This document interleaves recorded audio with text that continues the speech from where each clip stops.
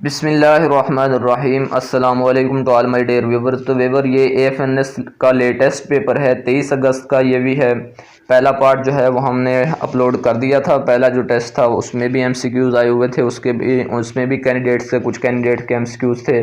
और ये पार्ट 2 है, इसमें भी एकेडमिक एमसीक्यूज़ हैं कुछ जो एएफएनएस के लेटेस्ट पेपर में आए हुए हैं, यानी कि कल के पेपर में 23 अगस्त 2021 के पेपर में आए हुए थे। तो चलें जी, आज का जो है टेस्ट स्टार्ट करते हैं। जो क्वेश्चन है नेक्स्ट जी, ये what is the ethyl acetate. Ethyl acetate क्या है, तो इसके बारे में अगर कोई भी क्वेश्चन आए तो मैं इसकी डिटेल आपको बता देता हूँ कि ये क्या होते हैं। तो ये ऑर्गेनिक कंपाउंड होते हैं और उसके अलावा ये कलरलेस होते हैं और लिक्विड होते हैं। ये कलरलेस लिक्विड होते हैं मतलब, और यूज्ड होते हैं ये nail polish remover, nail polish को रिमूव करने के लिए उसमें जो है वो ये यूज़ होते हैं। और उसके अलावा इनका जो फार्मूला है वो है C4H8O2, ये इनका फार्मूला है। और उसके अलावा अगर हम बात करें कि ये वाटर में जो है वो सॉल्युबल होते हैं, वाटर में सॉल्युबल होते हैं। ये इसके बारे में इथाइल एसीटेट के बारे में थोड़ी सी डिटेल है, ये आपने अच्छे से सुन लेनी है, माइंड में रखनी है, ताकि नेक्स्ट टाइम जब इसके बारे में क्वेश्चन आए तो आपको कोई कंफ्यूजन ना हो। ऑर्गेनिक कंपाउंड है, कलरलेस लिक्विड हैं, used in nail polish remover हैं, फार्मूला है C4H8O2 soluble in water. Next question है जी, कार्बोक्सिलिक एसिड प्लस अल्कोहल मिलकर जो है वो एस्टर बनाते हैं, तो उनमें कैटालिस्ट कौन सा यूज़ होता है। इस रिएक्शन में जो है कार्बोक्सिलिक एसिड और अल्कोहल जब रिएक्ट करते हैं, आपस में मिलते हैं तो एस्टर बनाते हैं, तो इस रिएक्शन में जो है वो कैटालिस्ट कौन सा यूज़ होता है। तो इसमें जो है वो एसिड यूज़ होता है कौन सा, सल्फ्यूरिक एसिड H2SO4 जो है वो catalyst as a catalyst use होता है।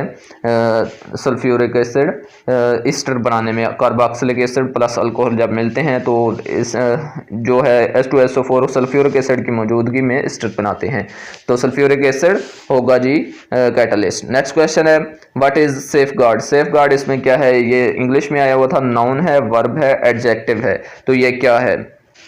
तो हम देखेंगे कि सेफ गार्ड के जो मीनिंग होते हैं वो होते हैं हिफाजत। हिफाजत जो है वो सेफ गार्ड कहते हैं हिफाजत को। तो यहाँ पे कौन सा आएगा, नाउन भी नहीं होगा, वर्ब भी नहीं होगा, तो एडजेक्टिव जो है वो ये होगा, क्योंकि हिफाजत जो है एक जो उसकी है खसूसियत है हिफाजत करना, या हिफाजत उसकी खसूसियत है सेफ गार्ड की, तो इसलिए जो है एडजेक्टिव यहाँ पे करेक्ट आ जाएगा। तो नेक्स्ट क्वेश्चन है, प्रिज्म के कितने फेसेस होते हैं, how many faces in of prism. Prism के कितने फेसेस होते हैं, तो इसका जो करेक्ट ऑप्शन है हमारे पास वो होगा, जो भी जितने भी ऑप्शन दिए होंगे उनमें जो 9 फेसेस 9 फेसेस वाला होगा वो करेक्ट ऑप्शन होगा हमारे पास। प्रिज्म के 9 फेसेस होते हैं। ये हमने जो है पिछली मरतबा 2020 में भी हमने ये क्वेश्चन डिस्कस किया था, ये वीडियोस पड़ी हैं, एएफएनएस वाली जो प्ले लिस्ट बनी हुई है उसमें पड़ी हैं, जाके देख सकती हैं आप। नेक्स्ट क्वेश्चन है, यूनिट ऑफ कैपेसिटेंस, ये भी डिस्कस किया हुआ है। कैपेसिटेंस का यूनिट क्या होता है, कैपेसिटेंस का जो यूनिट होता है वो फैरेड होता है, फैरेड होता है, और ये माइकल फैराडे से जो है वो किया गया है, लिया गया है, तो इसलिए फैरेड जो होता है वो कैपेसिटेंस का यूनिट होता है। नेक्स्ट क्वेश्चन है, which one of halogen is liquid. मतलब बहुत सारी हैलोजन, 4 हैलोजन मतलब दी हुई थी ऑप्शन में, और उसमें कौन सी लिक्विड हैलोजन थी वो पूछा गया था। तो यहाँ पे हम बताएंगे, तो उनमें कौन सी थी, BR ब्रोमाइड जो थी वो उसकी जो है वो ब्रोमीन जो है वो हैलोजन थी जो वो लिक्विड थी, ब्रोमीन भी दिया हुआ था, तो करेक्ट ऑप्शन उस पर लगाना था। तो नेक्स्ट क्वेश्चन है, total number of D block elements. D block elements में कितने डी ब्लॉक में कितने एलिमेंट्स होते हैं टोटल नंबर, तो इसमें जो इसका करेक्ट ऑप्शन है वो है जी 30 जो है वो होते हैं D block elements, D block में एलिमेंट जो होते हैं। Next question, unit of frequency. Frequency का यूनिट बताना है, ये भी इजी है। तो हर्ट्ज जो है वो फ्रीक्वेंसी का यूनिट होता है, HZ जिसे हम मुखफ़फ़ बना देते हैं, हर्ट्ज फ्रीक्वेंसी का यूनिट है। नेक्स्ट क्वेश्चन है, सेंटीपीटल फोर्स एक्ट। तो सेंटीपीटल फोर्स में दोबारा जो है वो क्वेश्चन आ गया है, मैंने बताया था कि जो इस टॉपिक को आपने कर लेना है। सेंटीपीटल फोर्स एक्ट किस पे एक्ट करती है, ये upon object moving in circle, जो ऑब्जेक्ट जो है वो सर्कल में मूव करता है उस पे जो है एक्ट करती है। सेंट्रीपिटल जो फोर्स है वो उस ऑब्जेक्ट पे जो है एक्ट करती है जो इस सर्कल में मूव करता है। तो ये इसका ऑप्शन हो जाएगा, राइट हो जाएगा। नेक्स्ट क्वेश्चन है light year is the unit of. Light year किसका यूनिट है? तो ये डिस्टेंस का यूनिट होता है लाइट ईयर, या टाइम का डिस्टेंस का यूनिट होगा लाइट ईयर। नेक्स्ट क्वेश्चन है weight of body at the centre of earth. ये दोबारा एमसीक्यूज आ गया है, पीछे भी जो है पहले पार्ट में भी आया हुआ था, ये दोबारा आ गया है। तो इसमें जो है weight of body at the centre of earth, centre of earth में बॉडी का वेट कितना होगा? 0। तो पीछे पहले भी बताया था हमने। नेक्स्ट क्वेश्चन है amino acids are linked by. Amino acids किसके साथ लिंक होते हैं? मतलब अमाइनो एसिड जो है वो किसके ज़रिए से लिंक्ड होते हैं? तो इसका जो करेक्ट ऑप्शन होगा वो होगा जी, जो भी दिए होंगे उसमें पेप्टाइड बॉन्ड जो है वो करेक्ट होगा, पेप्टाइड बॉन्ड वाला। मतलब amino acids are linked by peptide bond, peptide के बॉन्ड के ज़रिए से लिंक्ड होते हैं अमाइनो एसिड जो होते हैं। अब जो है वो नेक्स्ट क्वेश्चन पर जाने से पहले मेरी आपसे रिक्वेस्ट है कि अगर आपने अभी तक चैनल सब्सक्राइब नहीं किया तो सब्सक्राइब करें, बेल आइकन के बटन को प्रेस करें ताकि जो भी हमारी वीडियो आए उसका नोटिफिकेशन आपको मिल सके। तो चलें जी आगे चलते हैं जी। Which is not a lipid. तो ऑप्शन दिए हुए होंगे उसमें जो है वो एक लिपिड नहीं होगा, बाकी जो 3 ऑप्शन होंगे वो लिपिड होंगे। तो उसमें एक लिपिड नहीं होगा, वो आपने बताना है। तो इसमें जो है वो कौन सा नहीं था जो क्वेश्चन आया हुआ था? तो उसमें क्यूटिन वाला था, क्यूटिन जो है लिपिड नहीं है, तो वो राइट ऑप्शन बताना था। अब नेक्स्ट क्वेश्चन पे चलते हैं।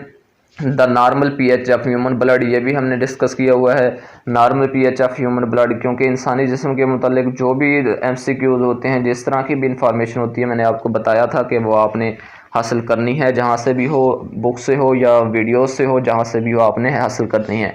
तो इसी तरह से देखें नॉर्मल पीएच ह्यूमन ब्लड के रिलेटेड आ जाता है क्वेश्चन, किडनी के रिलेटेड आ जाते हैं, ब्रेन के रिलेटेड आ जाते हैं, हार्ट के रिलेटेड आ जाते हैं क्वेश्चन, तो इस तरह के आ जाते हैं। तो normal pH of human blood कितनी होती है? 7.4 होती है पीएच, नॉर्मल पीएच जो होती है वो ह्यूमन ब्लड की 7.4। नेक्स्ट क्वेश्चन है जी blastomere are formed during. Blastomere जो है वो बनती है किसके दौरान बनती है? ब्लास्टोमेयर जो होती है वो क्लीवेज के दौरान बनती है ब्लास्टोमेयर। तो ये बायो का क्वेश्चन है, ब्लास्टोमेयर जो है वो क्लीवेज के दौरान बनती है। नेक्स्ट क्वेश्चन है जी 1-2 क्वेश्चन जो थे वो अबाउट किडनी, किडनी के रिलेटेड थे। किडनी वाला आपने अच्छे से देखना है जो टॉपिक है, पीछे भी आप पिछले पहले पार्ट में भी इसके क्वेश्चन आए हुए थे, किडनी वाला आपने अच्छे से देखना है। नेक्स्ट क्वेश्चन है 2-3 जो है वो सिनोनिम थे इंग्लिश के। सिनोनिम हमने पहले भी काफ़ी सारे बताए हुए हैं, सिनोनिम इंग्लिश के सिनोनिम भी आ जाते हैं। तो इस लिहाज से आपको जो है वो मीनिंग आने चाहिए। काफ़ी जो लफ्ज़ होते हैं इंग्लिश के वर्ड होते हैं कॉमन वर्ड के, तो मीनिंग आपको आने चाहिए ताकि आप सिनोनिम और एंटोनिम अच्छे से बता सकें। तो नेक्स्ट है जी प्रीपोजिशन। प्रीपोजिशन भी हमने डिटेल से बताई हुई है, बहुत ज़्यादा डिस्कस की थी। तो ये जितनी प्रैक्टिस हो चुकी है तो प्रीपोजिशन आपको आनी चाहिए। तो जो कि एट, दी, टू, आफ्टर, इस तरह के जो लगाए हुए थे तो ये आपको आनी चाहिए। आगे है जी एडजेक्टिव।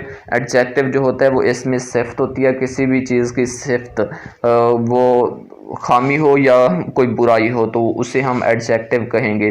तो जैसा कि हम फॉर एग्ज़ाम्पल ले लेते हैं कि नालायक अगर हम ले लेते हैं तो नालायकी उसकी एक जो है वो सिर्फ खामी है, मतलब खामी है तो वो भी एडजेक्टिव होगी।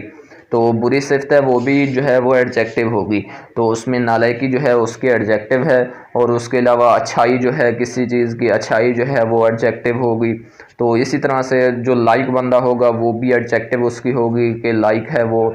तो जो है इसी तरह से वाइज मैन जो है उसकी इस एडजेक्टिव है, वाइज जो है उसकी एडजेक्टिव है अक्लमंद होना। तो इसी तरह से एडजेक्टिव ये चीज़ें कहलाती हैं, उसकी सिफ्त जो है बुरी हो या अच्छी हो, उसकी सिर्फ जो है एडजेक्टिव कहलाएगी। तो आपने ये माइंड में रखना है। तो ये था आज का जो है टेस्ट। तो अगर वीडियो आपने लाइक नहीं की अभी तक तो लाइक ज़रूर करें और चैनल को भी सब्सक्राइब करें। और आपने अभी तक हमारे जो 12 टेस्ट अपलोड किए हैं यूट्यूब पर और 12 टेस्ट हमने अपलोड किए हैं वेबसाइट पर, उनको ज़रूर देखें। और पिछले साल भी हमने जो है टेस्ट अपलोड किए थे, उनको भी ज़रूर देखें। इनका आसानी से देखने का तरीका क्या है कि आप जाएं प्लेलिस्ट में चैनल की, वहाँ पे AFNS रिटन टेस्ट की प्लेलिस्ट बनी हुई होगी, वहाँ पे उस प्लेलिस्ट में आप जाके मुकम्मल तैयारी करें। इंशाल्लाह आपका टेस्ट जो है वो क्लियर हो जाएगा।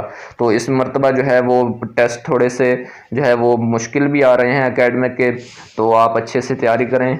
तो अल्लाह पे बाकी अपनी तैयारी फुल करके करें, बाकी अल्लाह पे भरोसा करें, क्योंकि हमारा काम होता है कोशिश करना और अल्लाह ताला जो भी करेगा बेहतर करेगा।